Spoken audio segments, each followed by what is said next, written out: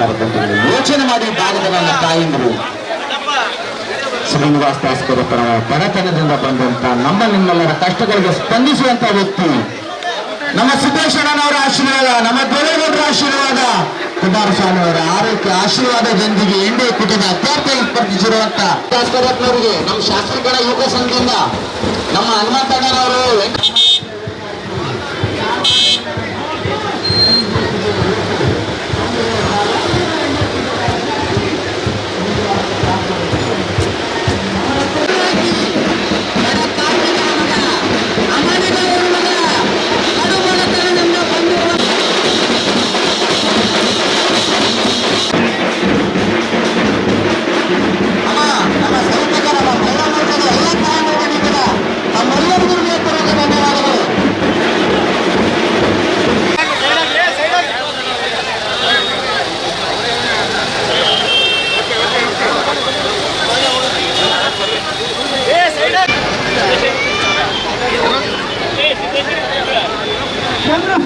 ಕೇಂದ್ರ ಸರ್ಕಾರದ ಮಾಜಿ ಮಂತ್ರಿಗಳು ಜೆಡಿಎಸ್ ಪಕ್ಷದ ರಾಜ್ಯಾಧ್ಯಕ್ಷರಾದಂತಹ ಮಾನ್ಯ ಕುಮಾರಸ್ವಾಮಿ ಅವರು ದಾವಣಗೆರೆ ವಿಧಾನಸಭಾ ಕ್ಷೇತ್ರದ ಒಂದು ಉಪಚುನಾವಣೆ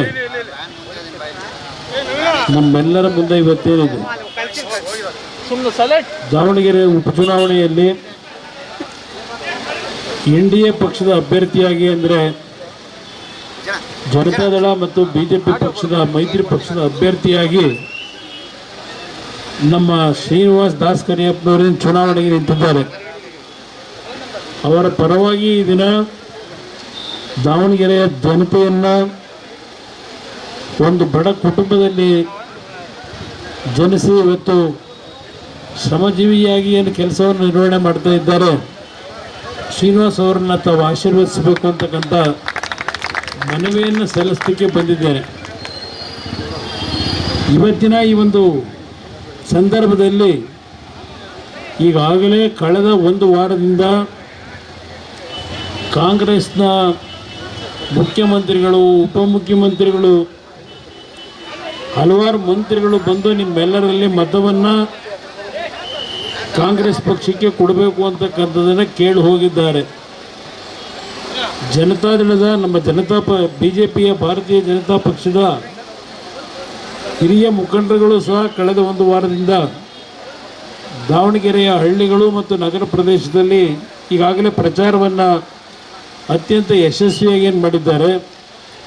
ಈ ಭಾಗದಲ್ಲಿ ಇರ್ತಕ್ಕಂಥ ನನ್ನ ಅಲ್ಪಸಂಖ್ಯಾತ ಬಂಧುಗಳೇನಿದೆ, ವಿಶೇಷವಾಗಿ ನಿಮ್ಮಲ್ಲಿ ನಾನು ಮನವಿ ಮಾಡ್ತಕ್ಕಂಥದ್ದು, ಪ್ರಾಥಮಿಕ ಹಂತದಲ್ಲಿ ನೀವೆಲ್ಲರೂ ಯಾವೊಂದು ಒಗ್ಗಟ್ಟನ್ನು ತೋರಿಸಿ ಇವತ್ತು ಒಂದು ಅವಕಾಶವನ್ನು ನಮ್ಮ ಒಂದು ಸಮಾಜಕ್ಕೆ ಕೊಡಬೇಕು ಅಂತಕ್ಕಂಥದ್ದನ್ನು ತಾವೆಲ್ಲ ಒಂದು ನಿರೀಕ್ಷೆ ಇಟ್ಕೊಂಡು ಆಸೆಯಿಂದ ಕೇಳಿದ್ರಿ.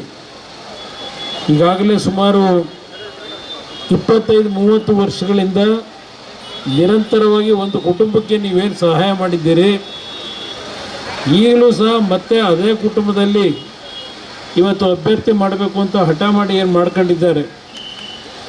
ಬಹುಶಃ ನೀವು ತೆಗೆದುಕೊಳ್ತಕ್ಕಂಥ ನಿರ್ಧಾರ ಮತ್ತೆ ಏನಾದರೂ ಅದೇ ಕುಟುಂಬಕ್ಕೆ ನೀವು ಆಶೀರ್ವಾದ ಮಾಡಲಿಕ್ಕೆ ಹೋದರೆ ಇನ್ನು ನಿಮ್ಮ ಜೀವನದಲ್ಲೇ ಯಾವುದೇ ಕಾರಣಕ್ಕೂ ಮುಸಲ್ಮಾನ್ ಬಂಧುಗಳು ಇಲ್ಲಿ ಬಹುಶಃ ಚುನಾವಣೆಯಲ್ಲಿ ನಿಲ್ಲಕ್ಕೆ ಸಾಧ್ಯ ಇಲ್ಲ.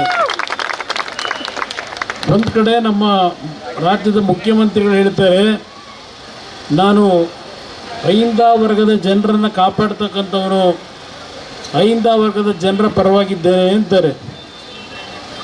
ಇವತ್ತು ಒಂದು ಕಡೆ ಮುಸಲ್ಮಾನ್ ಅಭ್ಯರ್ಥಿಗಳು ಇಂಡಿಪೆಂಡೆಂಟಾಗಿ ಏನು ನಿಂತಿದ್ದಾರೆ, ಅವ್ರು ಯಾರಿಗೂ ಮತ ಕೊಡಬೇಡಿ, ಕಾಂಗ್ರೆಸ್ಗೆ ಕೊಡಿ ಅಂತಾರೆ.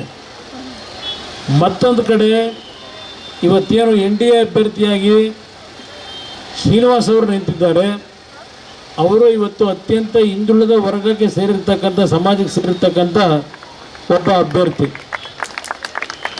ಇವತ್ತು ಯಾವ ಒಂದು ನೈತಿಕತೆಯಿಂದ ನಮ್ಮ ರಾಜ್ಯದ ಮುಖ್ಯಮಂತ್ರಿಗಳು ಇವತ್ತು ಶ್ರೀನಿವಾಸ್ ಅವರಿಗೆ ಮತ ಕೊಡಬೇಡಿ ಅಂತಕ್ಕಂಥದ್ದನ್ನು ಹೇಳ್ತಾರೆ? ಯೋಚನೆ ಮಾಡಿ. ಇವತ್ತು ವಿಶ್ವದಾದ್ಯಂತ ಸಮಸ್ಯೆಗಳನ್ನು ಎದುರಿಸ್ತಾ ಇದ್ದೇವೆ.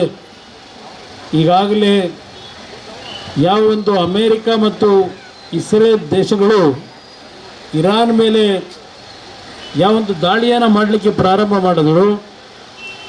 ಇಂಥ ಒಂದು ಸಂದರ್ಭದಲ್ಲೂ ಜನಸಾಮಾನ್ಯರಿಗೆ ತೊಂದರೆಗಳಾಗಬಾರದು ಅಂತ ಹೇಳಿ ದೇಶದ ಪ್ರಧಾನಮಂತ್ರಿಗಳು ನರೇಂದ್ರ ಮೋದಿಯವರು ಆದಷ್ಟು ಮಟ್ಟಿಗೆ ಬೇರೆ ದೇಶಗಳ ನಾಯಕರುಗಳ ಜೊತೆ ಉತ್ತಮವಾದ ಬಾಂಧವ್ಯವನ್ನು ಹೊಂದಿ ಇವತ್ತು ಬೇರೆ ದೇಶಗಳಲ್ಲಿ ಆಗಿರ್ತಕ್ಕಂಥ ಒಂದು ಸಮಸ್ಯೆಗಳಿಗೆ ನಮ್ಮ ದೇಶ ಆ ರೀತಿಯ ಸಮಸ್ಯೆ ಎದುರಿಸಲಿಕ್ಕೆ ಅವಕಾಶ ಕೊಟ್ಟಿಲ್ಲ.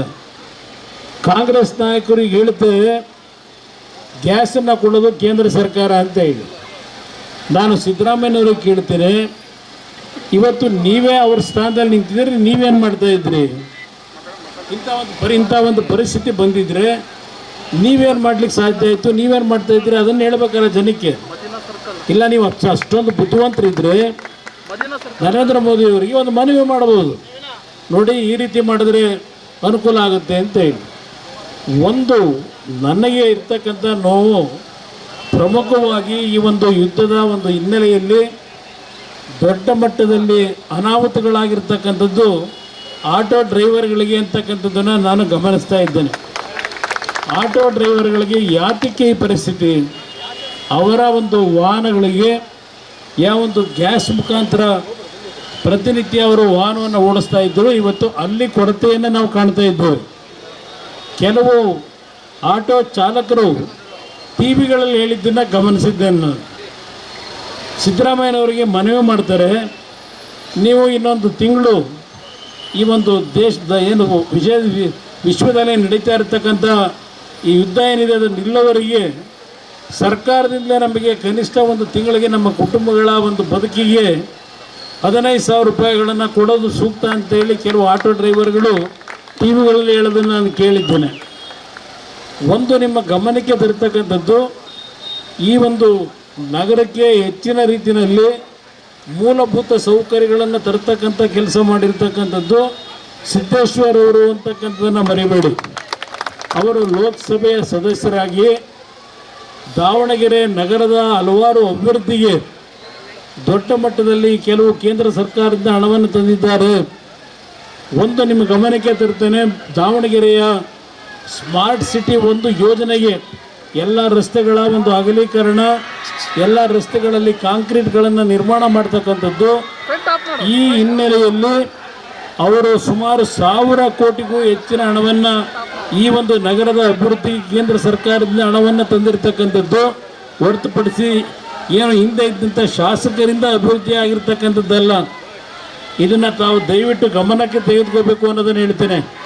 ಇವತ್ತು ಹಲವಾರು ನಮ್ಮ ದಾವಣಗೆರೆಯ ಪ್ರಮುಖ ಚಿತ್ರಮಂದಿರಗಳ ಭಾಗದಲ್ಲಿ ಒಂದು ಅಶೋಕ ಥಿಯೇಟ್ರ್ ಇರ್ಬೋದು, ಪದ್ಮಾವತಿ ಥಿಯೇಟ್ರ್ ಇರ್ಬೋದು, ಅಲ್ಲಿ ಸುಮಾರು 50 ಕೋಟಿ ವೆಚ್ಚದಲ್ಲಿ ಒಂದು ಓವರ್ ಬ್ರಿಡ್ಜ್ಗಳನ್ನು ಮಾಡಿರ್ತಕ್ಕಂಥ ವ್ಯಕ್ತಿ ಇವತ್ತು ಸಿದ್ದೇಶ್ ಅವರು ಅಂತಕ್ಕಂಥದ್ದನ್ನು ಅರ್ಥ ಮಾಡ್ಕೋಬೇಕಾಗ್ತದೆ.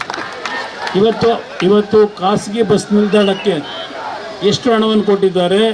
KSRTCಯ ಬಸ್ ನಿರ್ಮಾಣಕ್ಕೆ ಸುಮಾರು 110 ಕೋಟಿ ಹಣವನ್ನು ತಂದಂಥದ್ದಿರ್ಬೋದು.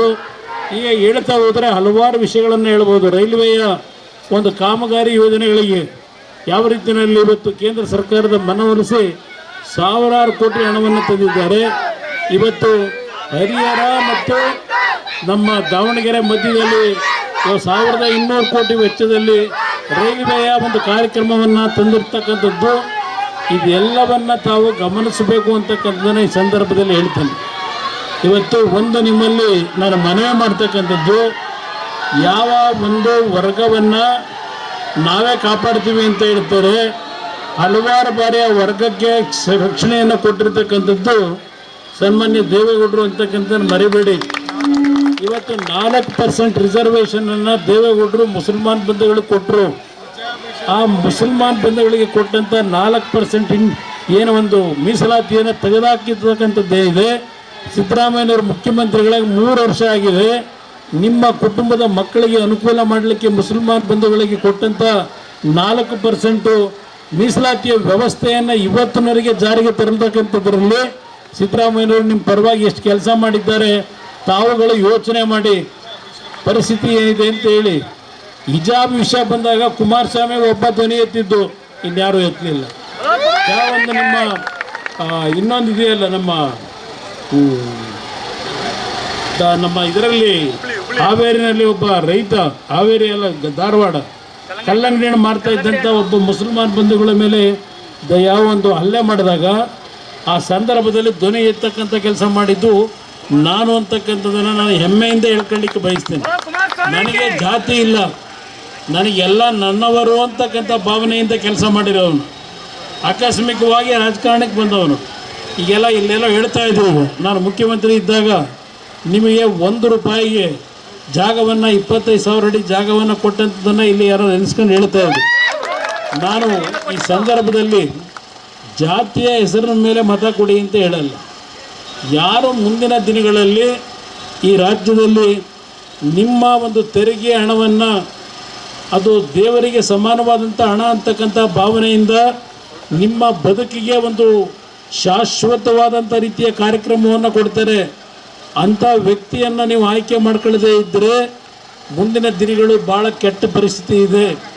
ಇವತ್ತು ಈ ಸರ್ಕಾರದಲ್ಲಿ ಲೂಟಿ ಹೊಡೆಯತಕ್ಕಂಥದ್ದನ್ನು ನಾವು ಚರ್ಚೆ ಮಾಡೋಕ್ಕೆ ಹೋದರೆ ಪುಟಗಟ್ಟಲೆ ಹೇಳ್ಬೋದು, ದಿನಗಟ್ಟಲೆ ಹೇಳ್ಬೋದು. ಈ ಸರ್ಕಾರದಲ್ಲಿ ನಡೀತಾ ಇರ್ತಕ್ಕಂಥ ಯಾವೊಂದು ನಿಮ್ಮ ತೆರಿಗೆಯ ಹಣವನ್ನು ಲೂಟಿ ಮಾಡ್ತಾ ಇದ್ದಾರೆ. ನಾನು ಯಾವುದರ ಬಗ್ಗೆ ಈಗ ಚರ್ಚೆ ಮಾಡಲಿಕ್ಕೆ ಹೋಗೋದಿಲ್ಲ. ನಿಮ್ಮಲ್ಲಿ ಕೈ ಜೋಡಿಸಿ ಮನವಿ ಮಾಡ್ತೇನೆ, ಯಾವುದೇ ಜಾತಿಯ ವ್ಯಾಮೋಹಕ್ಕೆ ಒಳಗಾಗದೆ ಇವತ್ತು ಒಬ್ಬ ಬಡ ಕುಟುಂಬದಲ್ಲಿ ಜನಿಸಿರ್ತಕ್ಕಂಥ ಒಬ್ಬ ಹಿಂದುಳಿದ ವರ್ಗಕ್ಕೆ ಸೇರಿರ್ತಕ್ಕಂಥ ಶ್ರೀನಿವಾಸ್ ಅವರಿಗೆ ತಾವು ಆಶೀರ್ವಾದ ಮಾಡೋದ್ರಿಂದ ಇವತ್ತು ಒಂದು ಸಂದೇಶ ರಾಜ್ಯಕ್ಕೆ ಕೊಡಲಿಕ್ಕೆ ಏನು ಸಾಧ್ಯ ಇದೆ. ನಿಮ್ಮಲ್ಲಿ ಕೈ ಜೋಡಿಸಿ ಮನವಿ ಮಾಡ್ತೇನೆ, ಅವರಿಗೆ ತಮ್ಮ ಆಶೀರ್ವಾದವನ್ನು ಮಾಡಬೇಕು ಅಂತ ಹೇಳಿ ಎಲ್ಲ ಬಂಧುಗಳಿಗೆ ನಾನು ಸವಿನಯಪೂರ್ವಕವಾಗಿ ನನ್ನ ಮನವಿಯನ್ನು ಮಾಡಿ ಮಾತು ಮುಗಿಸ್ತೇನೆ. ಜೈ ಹಿಂದ್, ಜೈ ಕರ್ನಾಟಕ ಮಾತು.